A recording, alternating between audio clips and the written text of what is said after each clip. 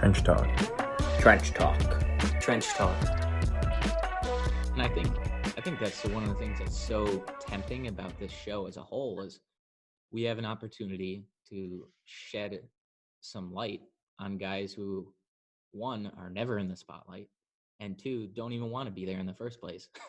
Yeah, and any fat guy could lose a few pounds and play a different position, but you choose to make that decision, and you choose to be up front and grind. And we're going to make the choice that we're going to appreciate some people for that.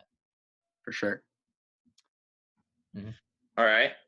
So figured first thing we got to go into with the trenches is we got to talk about the new guys. We just had our draft, and it was loaded with talent on both offensive line and defensive line. And Tanner's going to start you off with probably one of the best defensive line prospects I've seen in a while, who just loves to hit quarterbacks. Monster. For sure. I think we kind of talked about this earlier, but probably one of the most athletic classes that we've had in a while. And no one was overly shocked about this pick. I mean, we all kind of predicted Chase Young going second overall to Washington Redskins. He's one of the more athletic defensive ends that we've seen coming out of the draft in recent years. He's got great hands. He's got great feet. He does a great job of keeping his hips clean off the edge. He's a great combination of power and speed, which is everything that you want. Giant man. Just a giant, fast, powerful, grown man. He's a freak. College football. He really is a freak. I don't think he could be happier about a place he's going to as well. You know, you got a kid from that area going to play with other great pass rushers in Sweat and Kerrigan. Like, where he's at Ohio State, he's facing a double team every play. At Washington, I don't know who you put a double on. You really can't. And don't forget, they have inside guys from Alabama too. They got Allen there. So, I mean, that's going to be a tough front 4 and 5 for Washington. There was a clip. Is going to have himself a pass rush. Crazy. Yeah. There was a clip of the Wisconsin game, and in the first one of the first strip sacks he has, they only put a tight end on him on the backside. Yeah. And I'm like, that's a mistake. And I think you just can't do that. No, I think you see that a lot of the times in the NFL where they're like, oh, let's put a tight end on a guy, like have him pass that out of a heavy set or something like that, and they just get bullied 9 times out of 10, and you will get bullied every single time if you try to put a tight end on Chase Young. He is a 6'6", 265 raw muscle, speed, technique guru, and he'll just exploit that for the foreseeable future.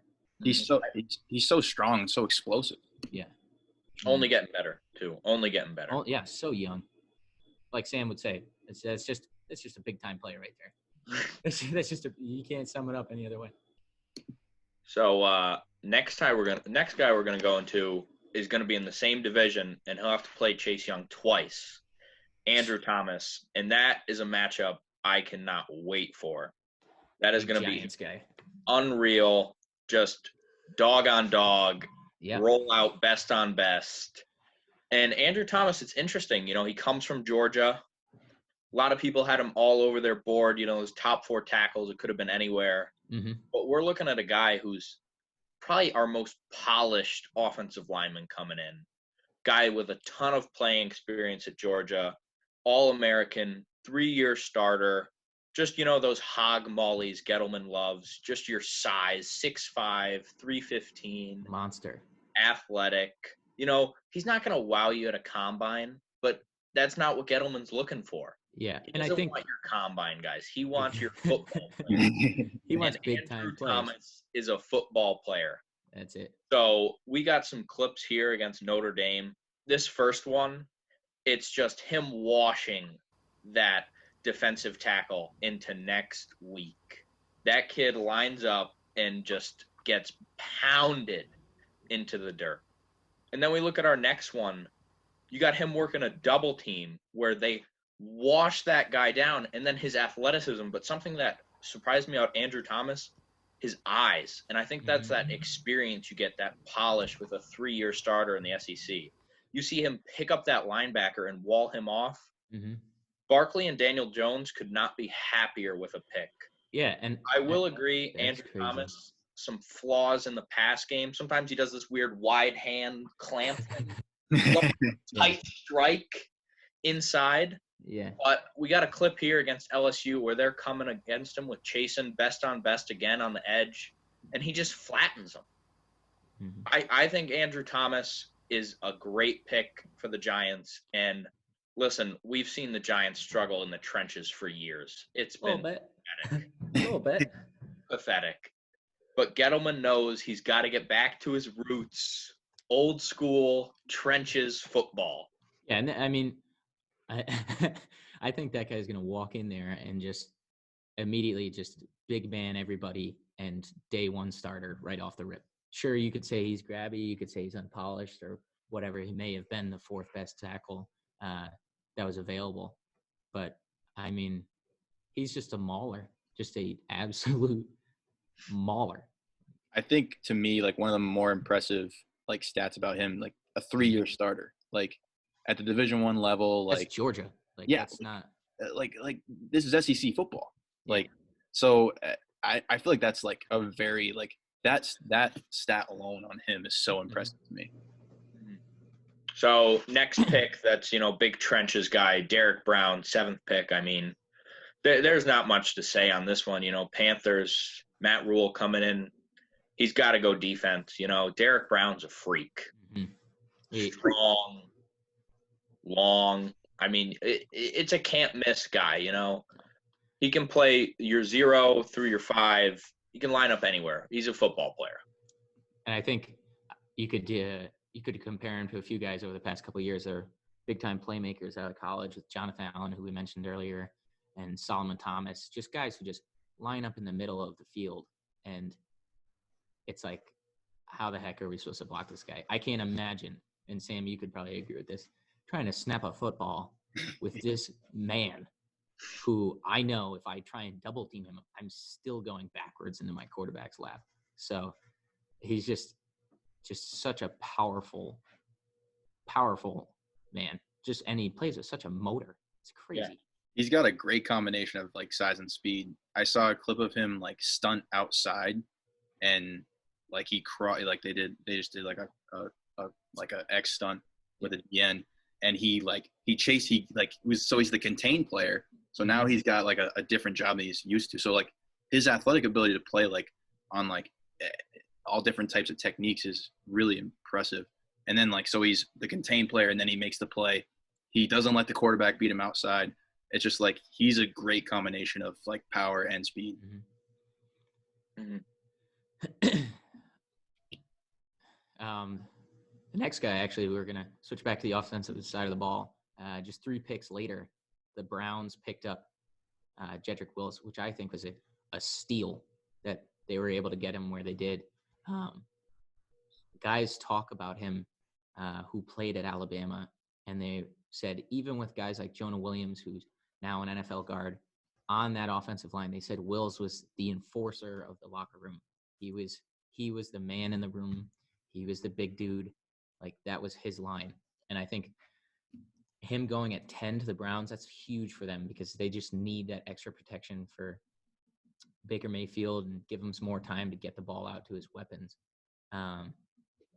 Wills is just time after time when people were scouting Jonah Williams, they were like, who the heck is that tackle? Like, he is a giant, powerful, efficient man. And I think the Browns offense, they're 22nd in passing, 12th in rushing last year, just middle of the line, just complete average offense. And with the guys, like, they have Landry, they have Odell, they have Baker, they have weapons. You just needed more time. So I think that was a great pick. I think that's a steal. Wills for the past couple of years has been projected to be the first tackle to go out of the 4. So I think they got really lucky getting the guy that they wanted there. Yeah, I think it's a great pick too. Mm-hmm. My only question with him is, he's a great right tackle. Yeah. I don't know if he's going to be able to play the left with them signing Conklin. Yeah. You got to think Conklin's their right tackle. I mean, but if Wills, he does seem like he has that type of character and that work ethic where, you throw something Shouldn't at be him, bad. he'll get it done. So I think he will be the left tackle there, but it's going to be a tough transition for him. But his technique is so great and his flexibility is so great. I think he'll thrive there. And I think just one thing to talk about real quick is the overall athleticism of all of these guys that we're talking about, especially on the offensive line here, is just unbelievable this year. There's a statistic out there, which we acquired through NFLsavant.com, but the average 40 time for an offensive lineman across the board is between a 5.21 and a 5.27. And this class ran a 5.1 average, and that's including guys who ran 5.3, 5.2. So there's some athletic specimens in there. So I don't think Willis is going to have much of an issue switching over to the opposite side of the line. I mean, he ran almost a 5 flat. Not that it's all about speed, but I mean, if you have that quickness and you have character and you have grit, some of the things that we like to focus on, Grit. you have a great opportunity to be a big-time football player.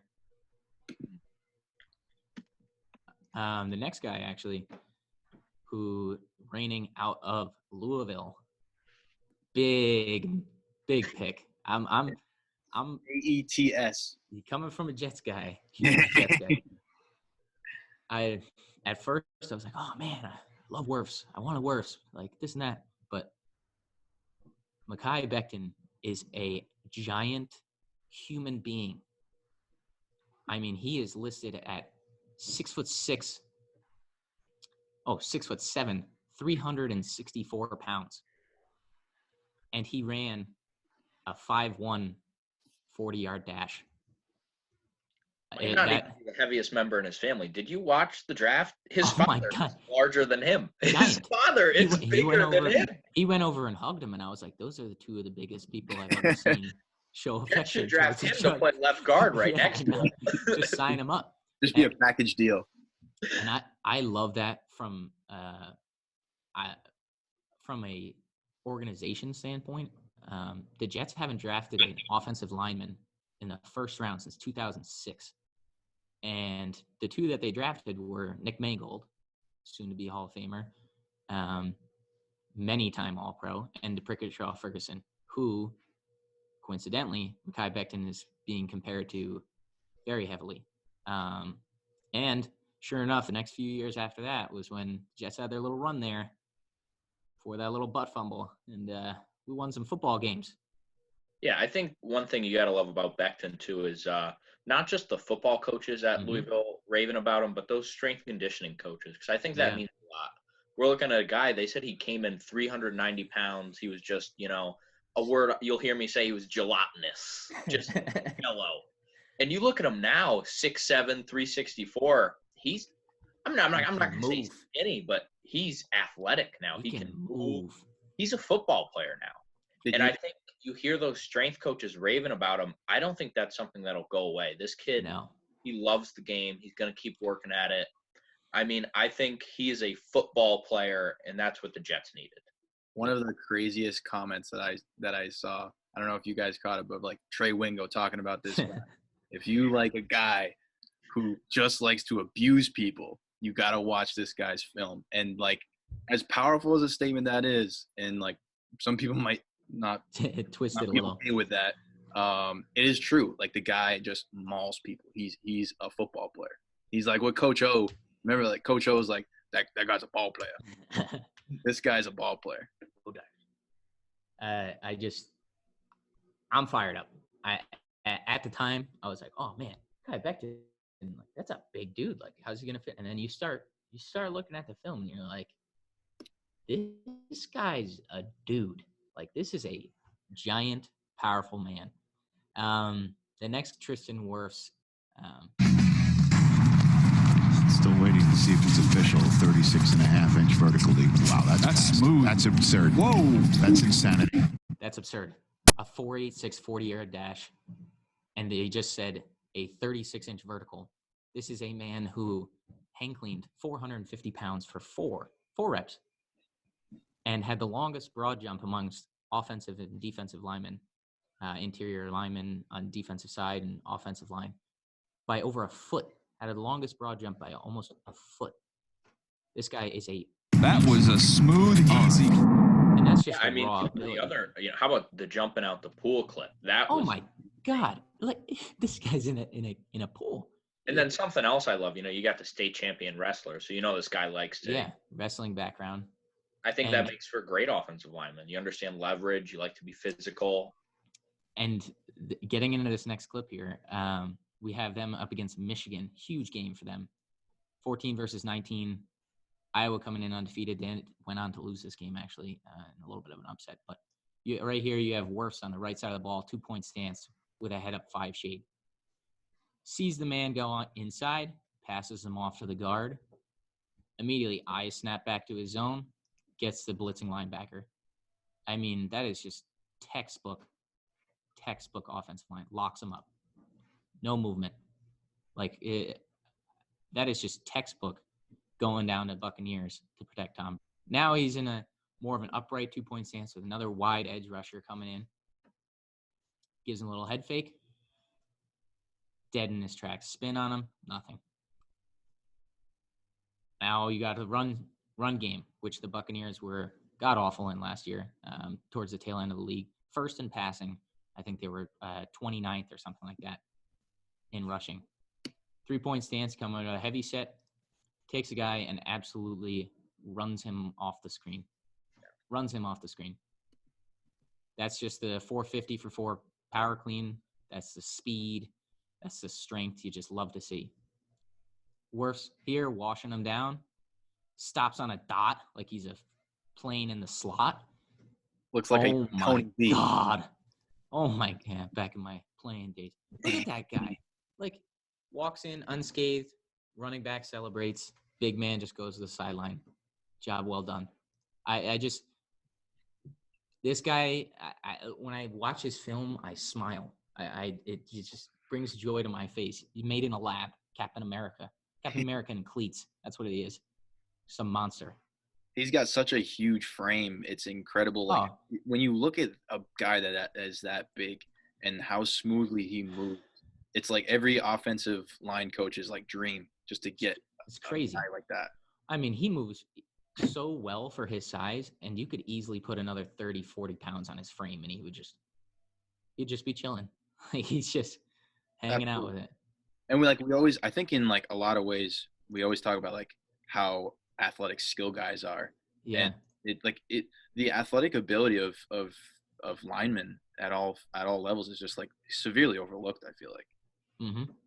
Especially here. So next we had 49ers, team right there. Super Bowl, just couldn't pull it out, Some of that might have been Chiefs got after him a little bit. You could have put some pressure on Mahomes late in the game. So they lost DeForest Buckner, who's a great defensive lineman. But they're bringing in Javon Kinlaw with this 14th pick out of South Carolina. I mean, this guy, he eats up double teams. He's got a quick get off. He's powerful, long arms, pursuit speed. He's got a lot of the things you love in defensive linemen. And, he's going to walk in. I'm not going to say he's going to be DeForest Buckner, but he will be his own player. And I think he'll be just as good in that scheme. You pair him with Bosa, some of those other defensive linemen the 49ers have. This is a team that's built in the trenches. That's where they want to win. And you see that with that first round pick going back to the defensive line. Yeah. This is a team who knows their identity, knows what they want to do. And I think you got to see more teams commit to this, Yeah, Hey, they're not hiding it. in the trenches. They're not hiding it.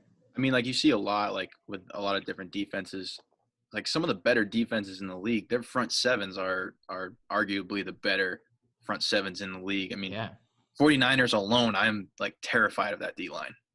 Oh my God. I don't even know how you prepare for that. You got Boza on one end, you got Kinlaw in the middle, you got Armstead coming off the edge. Yeah. You got players. You can't even say like, okay, we're gonna really focus on this guy this week. Like, what guy do you want to focus on? Yeah. Austin Jackson was up next. He went 18 to the Dolphins, and it's pretty funny actually watching the draft. And Goodell tipped this one off a little bit. He goes, "Oh, I think Tua is going to be a little happy. He's getting some protection. You just tipped off the pick." But I think if I was Tua, I'd be pretty happy getting a 20-year-old, 6'5" guy protecting my blind side. Well, actually not to his blind side because he's left-handed, but just working over there, defending him in the trenches. I think that's one of the things that the Dolphins have had trouble with in the past. And I'm really happy to see that they're adding some girth on that offensive line. They gave up the most sacks in the league last year. They were tied for first, and they finished 32nd in rushing, dead last. So adding a guy like Austin Jackson, sure, maybe they would have wanted a Wirfs or a Becton or someone like that, but they just added some beef to an offensive line that had some holes. Yeah, I mean, and he's a phenomenal person off the field too. Great. You talk about a team that's struggling. Yeah. You got to get a culture. Mhm. You're getting a guy like this in your locker room. Like, he's a family first person. And You're talking about a guy who did Be the Match, something I'm involved with, Tony's involved with, Tanner's involved with. Awesome program. Donating bone marrow for his sister, saving her life. Just a family guy, and that's what we love. Yeah, not a quick, simple, I'm going to give blood. Give blood. Like, he made a commitment and he didn't even question it. He was a perfect match and he gave it right up. And I think that's what you love to see about these guys that went in this first round, especially in these early picks. Wirfs rolling out a red carpet for his mom to go to his NFL draft in his house. Like, you can't make this stuff up. The character is off the charts with these guys, and I absolutely love it. And I think that's part of the position too. These offensive linemen, there's great guys. They're selfless, like we were talking about. Mm-hmm. That's what these guys are built on. Guys who deserve the spotlight, but then shine it on other people, and that's why we're doing it. I think Brian Flores and Miami have to be thrilled with this pick. You're getting a good guy to come in and be your left tackle. Yep. They added some talent. They added some athleticism at the quarterback position, which who cares about quarterbacks? But now they got a guy to protect him. You went from first in the league for sacks allowed. Now you're adding a guy who's a staple on that offensive line and showed it for years at USC. All right, so our next pick is Ruiz, who went to the Saints. I'm a big fan of this pick. I think you win games on the O-line. You're looking at the Saints, a team that struggled in the playoffs last year. A team you thought, they're getting there. Hey, this is their year. This is the year Drew Brees is going back to that Super Bowl. And, they couldn't get there. And I think this is great, a way to work on that run game. This guy's a great physical run blocker. He moves well. He's a good second-level blocker. And when you have a back like Kamara, if he's blocking some of those linebackers, maybe those 20-yard runs, those 8-yard runs are turning into touchdowns with a guy like this. And I think he's a great person, too. Comes from Michigan, which is just, a football powerhouse. Yeah. I'll go first before Tone because I feel like Tone's going to have a little bit of difference of opinion than Sam a little bit. But obviously, what spoke the most to me is, I don't know if you saw the TikTok Drew Brees made with the Saints account, and he's reaching out and talking about how excited he is to add him on the team. Obviously, Drew being the guy that he is, he wants to support his big guys up front. Those are the guys. That's the reason why he is who he is and why he's had so much success that he's had in the league. So that really spoke a lot to me. I'm sure he really appreciates that, and hopefully he feels really welcomed. Yeah, I'm all for what Cesar is about, and I love that video just as much as the next guy. But I don't really see much logic in this pick, especially where they spent it. Last year they drafted Eric McCoy out of A&M in the second round, and he played the whole season at center for them, and they were 29th in sacks allowed. So I don't really see the logic of putting a young guy right behind. I know he can play some guard and he's done a little bit of everything, but in an offensive line that's already so solid, especially with an anchor in the middle that they already spent a draft pick on last year, I feel like they're just building depth in a position that kind of has a good amount of depth at the moment. They have Armstead over at tackle. They have McCoy in the middle. They have some guys who clearly proved they could get the job done. Obviously, adding depth doesn't hurt, but I feel like spending this pick at this spot in the draft was a little bit costly for them, especially where I feel like Cesar at times tends to let his pad level rise up a little bit, catches a little bit. I know that's the nature of the position. I always see Sam getting driven backwards, but I don't know. I feel like this could have been spent elsewhere, maybe on the defensive side of the ball. Not sure. Yeah, I hear what you're saying. I don't want this to sound like we don't think Ruiz is a good player, because I think he's a great player, but I'm going to agree with you that I'm talented, very talented. I think the Saints could have gone elsewhere. There were a lot of still good defensive linemen on the board. Yeah. Would have loved to see him maybe go there. But Yeah. I think if Ruiz does get a chance to get on the field, he will help that run game. Because, like you were talking about, 29th in sacks given up, but is that a lot of the protection, or Drew Brees Just loves Drew Brees IQ. passes? Yeah. He loves those quick passes. Yeah, so. he does. And that's to play devil's advocate. That's a fair point.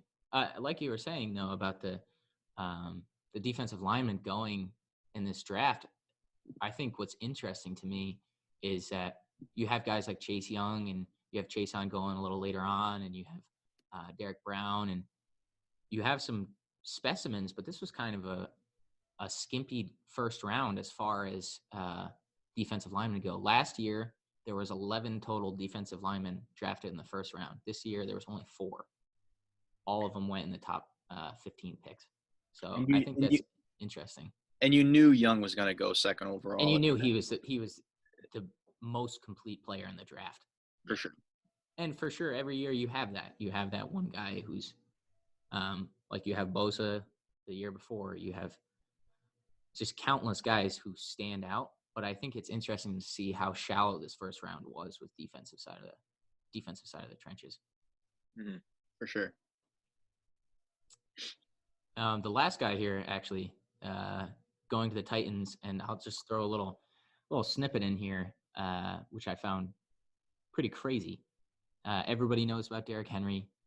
Everybody knows about Taylor Lewan, and the staple he is on the offensive side of the ball. The nastiness he plays with, and Derrick Henry just running people over. I mean, we saw it against the Patriots. We saw it all throughout the playoffs. We saw it the whole season. Got the rushing title. And they were third in rushing in the entire NFL. But what I don't think gets enough attention is the fact that they also have the third most sacks allowed. Now, you may be thinking, okay, the Dolphins had more sacks, or they weren't that bad. But they were 31st in pass attempts. And most of those are play action off of Henry. Yet they still gave up the third most sacks in the league. So you may be saying, oh, Isaiah Wilson, why did he go? Why was he the 5th tackle off the board? And they needed to add someone to that line. Yeah, especially losing Jack Conklin, their right tackle. So yeah. You think Isaiah Wilson's going to walk in there and start. Yep. I mean, he's a strong run blocker. He's 6'6", 350. He's a big dude. He's a big dude.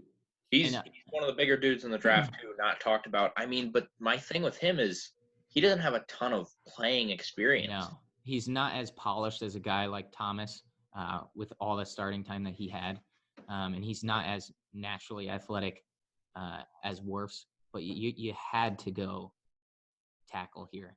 Yeah. I mean, just if you're 31st in throwing the ball and you get sacked the third most, then you got to make some changes. And I think that can fall onto other spots like the quarterback or the play calling or whatever it may be. But yeah, at the end of the day, that offensive line needed some juice. And I think they got that with Wilson, especially some one nastiness. Of their favorite plays is that stretch to the right. You saw him to the right all the time. I mean, that's going to be Isaiah Wilson's play. Mm-hmm. He's going to have to man up and say, hey, that's me now. Exactly. That's my spot. You saw that in the playoffs against the Patriots. I remember the commentators, they were blatantly saying that they're running the ball to the right, and there's nothing that they can do about it. There was they're getting 6-7 yards a pop just running a stretch play off the tackle. I mean, Isaiah Wilson he's going to have some fun. I mean, you got to love that when you're coming and you're going, Oh, what are we expecting? Zone right, zone left. Yeah, We're going to run stretch right. Yeah. You versus the man on you. How Yeah. about you bury him 4 yards back? Yep. And we'll let this giant human run behind you. So. And he's got to be so excited to have Oh yeah. behind it. Like he's a guy. He's a one cut guy. He's going to get north and south. Like it's big boy football up front, and he's got to be so excited for that. And then talk about a player's coach and Mike Vrabel. Like, yep, he's going to work with this guy. I've seen videos of Vrabel down there holding the pad. Popping kids. Like, I love that. Those are trenches guys. That's a great guy. Vrabel's definitely a great guy. You're a huge great guy. I'm excited to watch Isaiah Wilson at right tackle for the Titans. I think it'll be just a lot of fun for him to go out there and play like that. I think to sum up this first round, as far as trench guys go, because he was the last one off the board on either offense or defense, I don't know if I could have shuffled it around and picked any different myself.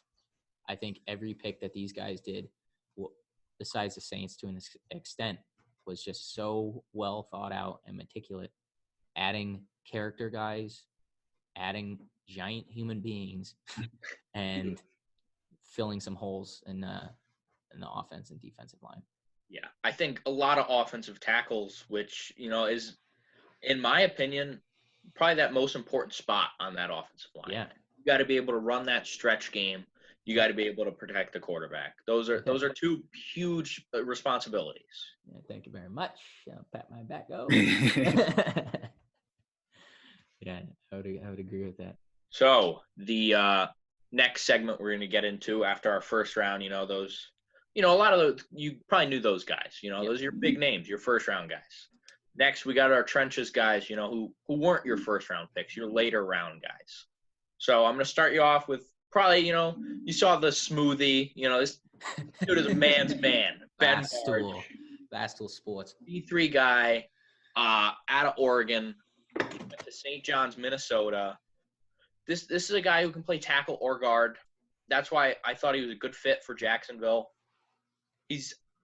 I've seen a lot of different heights on him. I've seen stuff from 6'6" to 6'4". So depending on the day, I guess. Yeah, but he's 310 pounds, and this is a guy who came in as a tight end. He put that weight on, but he hasn't lost that athleticism or knee bend, which is great because that's what you love to see at this level. Tackles who are athletes. So we got some film on him, and I'm just going to start you off.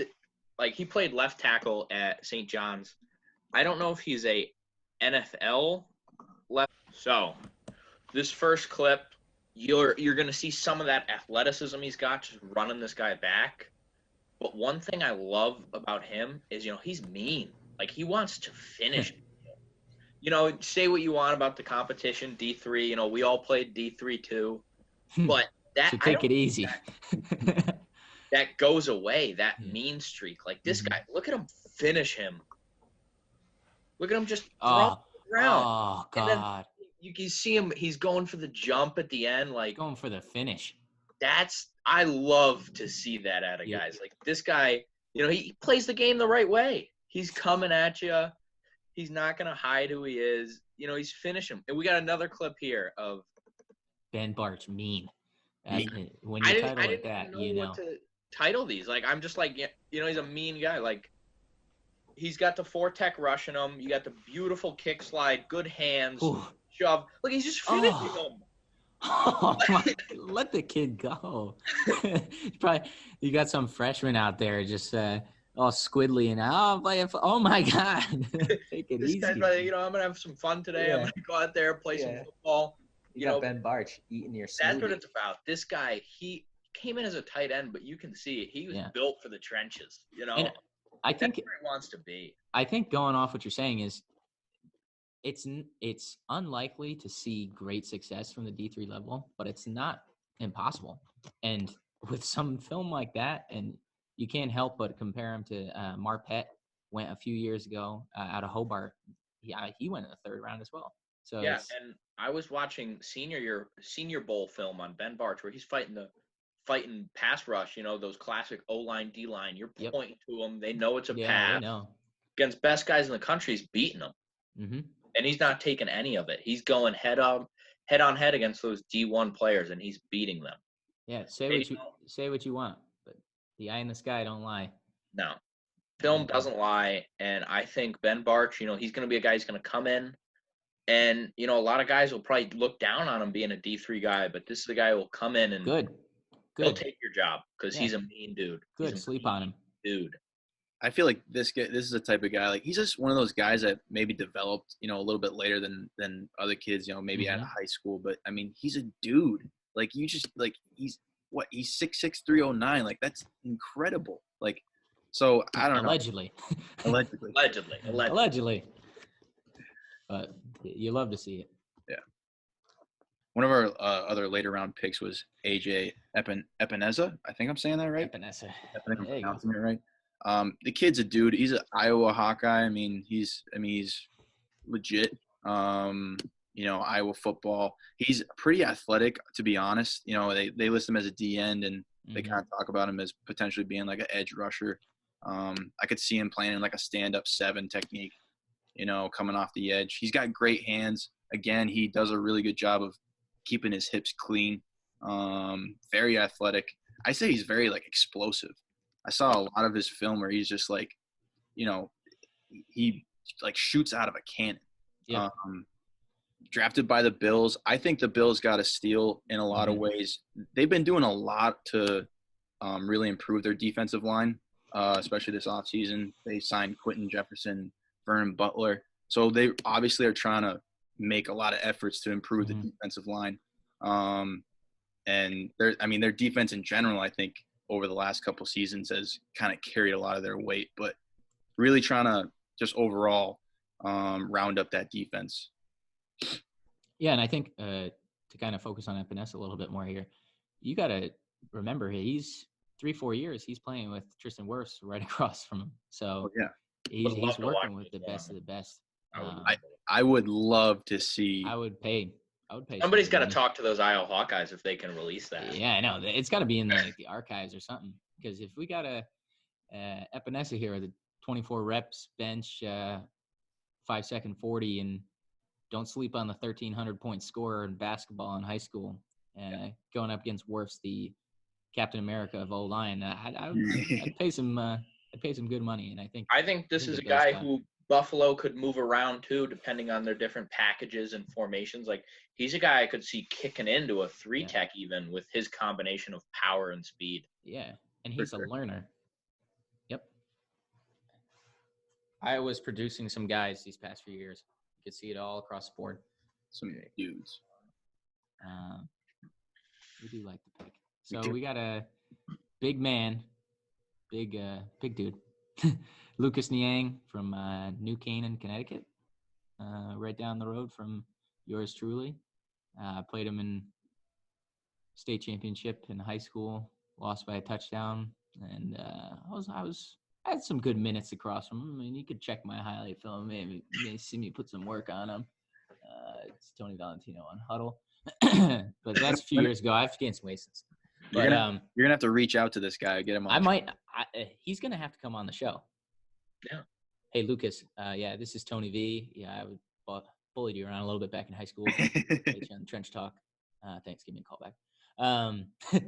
But I think slept on fact, especially for a guy dropping in the 3rd round, did not give up a sack over 3 seasons for TCU. And that's a crazy stat going up against SEC talent, going up against big-time football talent, Chase Young, Nick Bosa, guys who can play the game of football. Never beat him. You're playing teams like Texas, Oklahoma. Yeah. I mean, you can say all you want about CT football, or you can say whatever you want about him dropping the 3rd round, and he may not be as polished. He's a little grabby at times, but he's a big man and the proof is in the pudding. You don't give up a sack at the Division I level for 3 years.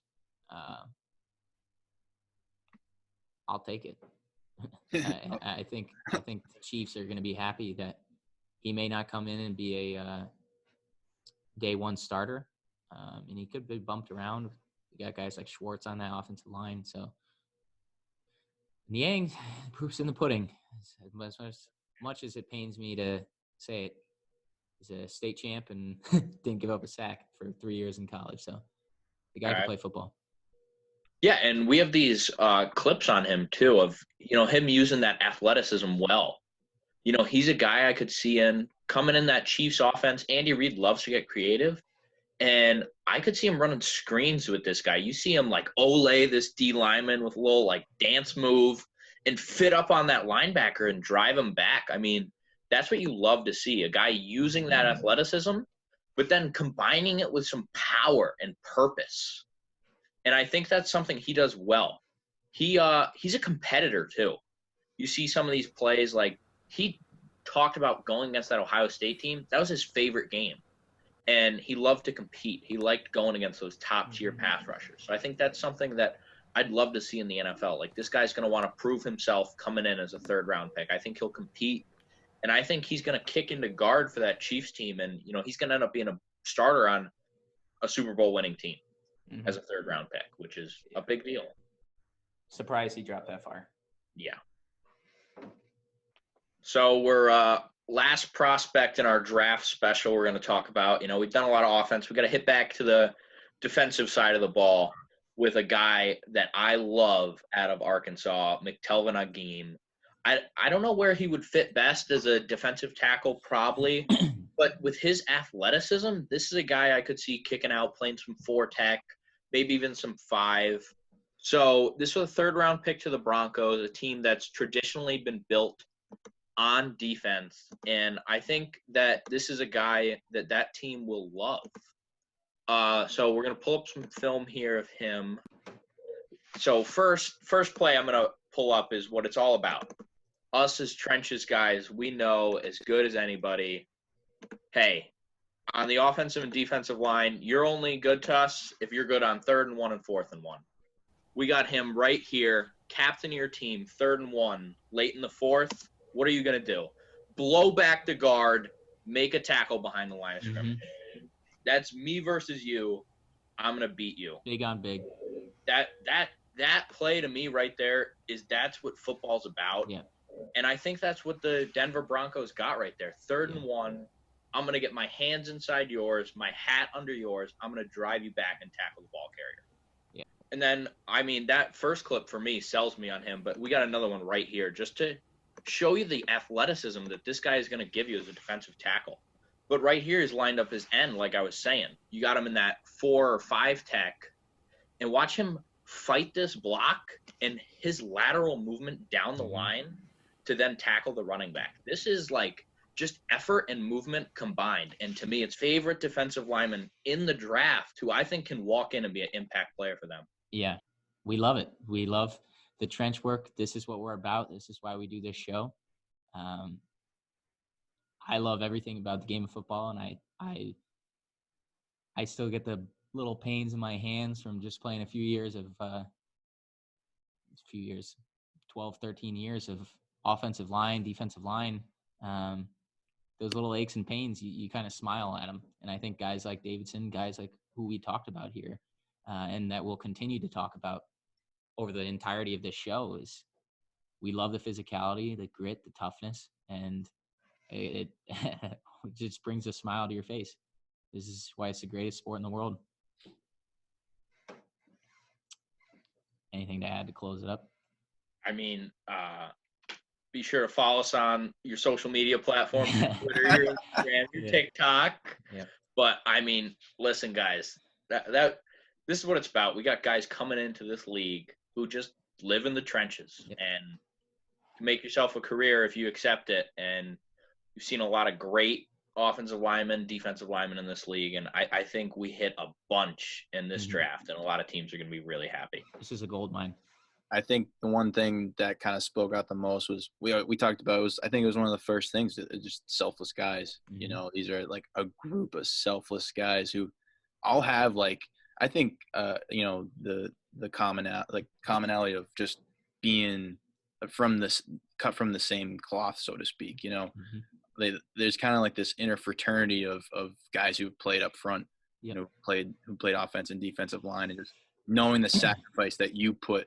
So maybe either other guys can make plays, or your teammates around you, you know, putting guys in better positions to just make plays. And that's what these guys are. Yeah. Well, that's episode 1 for you of Trench Talk. This week we focused on the draft. Weeks to come, we're going to highlight guys, highs, lows, critique some technique. We'll give little tips, little coaching points, and we're just going to run with this thing. And hey, we're all about the fans. You got anything you want to see? Let us know. We'll get it on here. Get in our DMs, get in our inboxes, hit our lines, as the kids say. We might have to break down some of our own film. Our own film. We might have to get in there. We're going to have to break down some of Sam's film. So. Yeah, Sam's got a couple more years in him, so we might have to Jesus, we know he needs the coaching. So we'll get into it. We're just looking forward to the ride. And